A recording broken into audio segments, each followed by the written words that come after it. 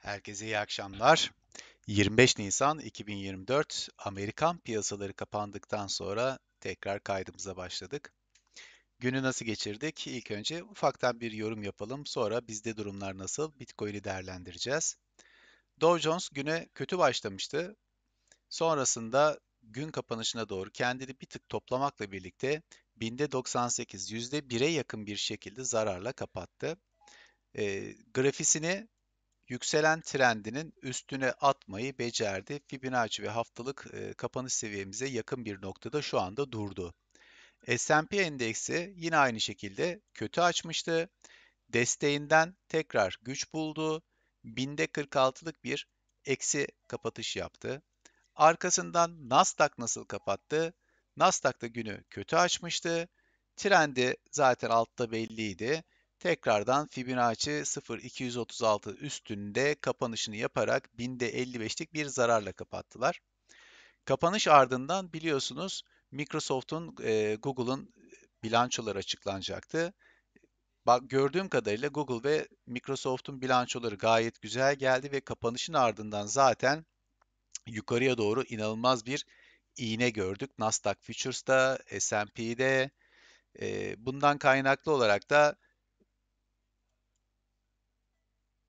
DXY zaten günü eksi kapatmıştı. Özür dilerim. DXY kapalı. Bundan kaynaklı olan bölümünü geçtim.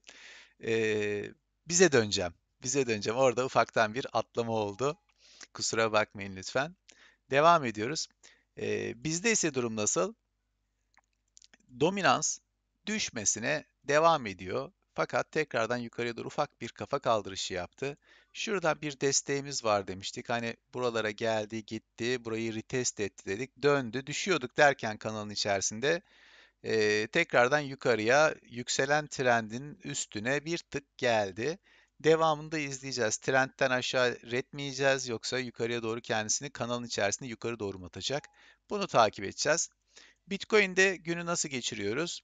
Bitcoin günü biliyorsunuz aşağı doğru bir satış yedik. Bu satışla birlikte 62.700'lere kadar bir iğne attı.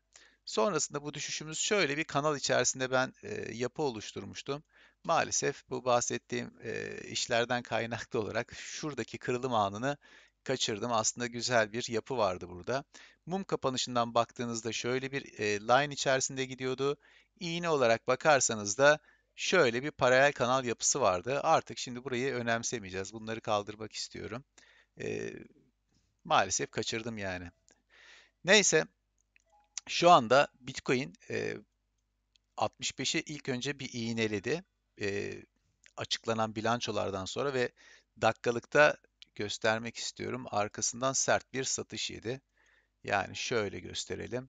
Bakın, bilançolar açıklandı. Tık tık tık yukarı gittik. Şuradaki mum çok önemli. Bakın. Çok güzel burada malı boşalttılar aşağıya. Yine gördüğünüz üzere kırmızı mumlarımız daha fazla, yeşil mumlarımız bir tık daha hacimsiz. Yukarı gidiyoruz ama hacimsiz gidiyoruz. Bunu lütfen kimse göz ardı etmesin. Günü dominans söyledik. Zayıf gidiyor. Altlar yataylıktan kaynaklı olarak gördüğünüz gibi bir tık daha pozitif ve yeşiller. Yani düşüş yaşamış olmamıza arkasından ufak bir toplama gelmesine rağmen günü pozitif geçiriyorlar. Totallerimiz e, Bitcoin denginde diyelim. Çok da böyle irdelemek istemiyorum çünkü çok ekstrem bir değişkenlik yok. Nereden dönüyoruz? 4 saatlikte biliyorsunuz daralan bir yapımız vardı. Bir üçgen formasyonumuz vardı. Yukarıdan aşağı ve aşağıdan yukarıya daralıyorduk gitgide. İğneyi bir tık aşağı sarkıtmasına rağmen gördüğünüz üzere hani buradan da işlem yapılır mıydı? Yani bu trende güvenilir miydi? Buradan tekrardan tepkisini aldı ve yukarıya doğru kafamızı kaldırdık. Evet, 12 saatlik spotta durumumuz nasıl? 12 saatlik spotta biliyorsunuz 4-5 kere MA50'ye dokunduktan sonra aşağıya doğru işte dün sert bir inişimiz oldu.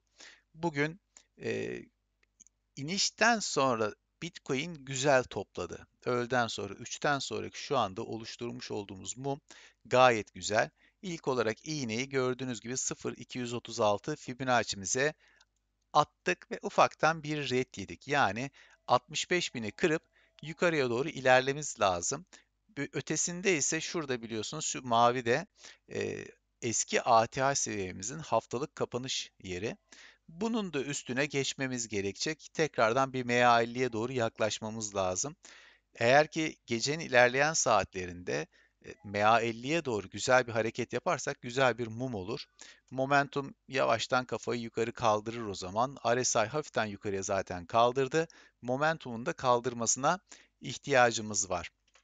Onun dışında 12 saatlikte şu an için söylenecek çok da bir şey yok. Beklentilerimiz doğrultusundaki bölgelerden tepkiler alıyoruz. Ee, Bir kararsızlığımız hala devam ediyor. Bitcoin yönünü maalesef hala ortaya koyamadı. Likidasyonda durumlar nasıl? Gördüğünüz gibi aşağı indiğimizde buraya kadar likiditeyi aldı ama market maker yine şunları ellemedi. Yani kendisine sürekli olarak gidecek hedef bırakıyor aşağıda. Yukarı giderken buraları şimdi biraz temizledik. Fakat çıkarken de tekrardan altımız dolmaya başladı. Yani ya arkadaş bir rahat bırakın da aşağıya tekrar gitmek zorunda bırakın. Beni mecbur bırakmayın dedirtiyor insana. Elleşmeyin ya birazcık şu long açmayın. Dursun kendi gitsin Bitcoin. Son olarak da söylemek istediğimiz yer balinalarımız. Balinalarımızda biliyorsunuz burası maksimum 83'leri görmüştük. Buradan şu anda 85-84 ki bir önce 84'tü 83'e düştük. 10 dakika önce burası 40.11'di. 08.09'lara kadar düştük. Şu anda 40.10'da. Bir daha şöyle güncelleyecek olsak değişecek mi? Değişmeyecek. Şuradan anlamamız gereken totalde buradan bir 10.000 Bitcoin kadar artık aşağı tarafa satıldı diyorum. Buradaki balinalarımız da hala tam böyle bizim istediğimiz keyifli alıma geçmediler. Şuranın düşmesi benim için hiç sıkıntı değil. Burası düşsün problem değil. Ama şuranın artık yükselmesi lazım. Şuranın 40.20, 40.25 civarına bir yükselişe geçmemiz gerekiyor ki Bitcoin artık yönünü yukarıya doğru çevirdi diyebilelim. Rahatlıkla onu konuşabilelim. Beklentilerimiz o yönde. Başka söyleyebileceğimiz çok bir şeyimiz var mı diye şöyle bakıyorum tekrardan. Bitcoin buradan yukarıya doğru devam edip e, muhtemelen yine bizim sarı diagonal çizgimize doğru umarım bir hamle gerçekleştirir. Artık şu üst bandı da biraz zorlasın istiyoruz. Bir 68-70'lere doğru bir hareketimiz gelsin. Yeterince aşağıyı çok zorladık yani. Şurada 3 tepe vesaire artık bir sürü tepe oluşturduk. Alt henüz sağlam, bizi güzel tutuyor. İndikçe oradan ne diyelim hacim buluyoruz, destek buluyoruz ama zayıf kalıyor. Bu arada eklemek istediğim bir şey daha var unutmadan. Biliyorsunuz ETF verileri bir tık geriden geliyor, bir gün arkadan geliyor. Uzun zamandır e, IBIT olarak bildiğimiz BlackRock bizi sırtlayan bir durumdaydı. Sürekli olarak grayscale satış yapıyordu GBTC. Dün ilk kez BlackRock işlem yapmadı. Yani bir alım işlemi yapmadı. Bu kötü bir şey mi? Hayır, değil.